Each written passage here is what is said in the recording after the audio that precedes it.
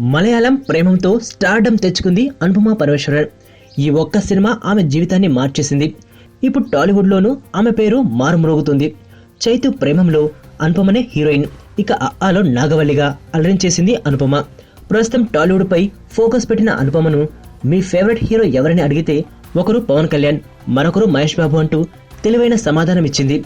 ఇక పవన్ తో కలిసే అవకాశం వచ్చినందుకు ఆనందంతో పొంగిపోతుంది అనుపమ.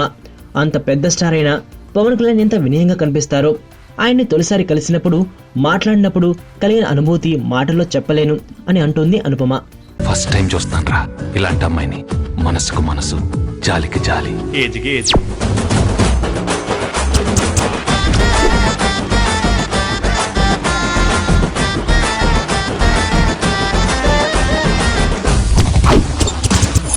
మదర్ తెరిసాయే మళ్లీ పుట్టి పోలీస్ అయితే ఎలా ఉంటుందో అదే మా ఏసీపీ కృష్ణ.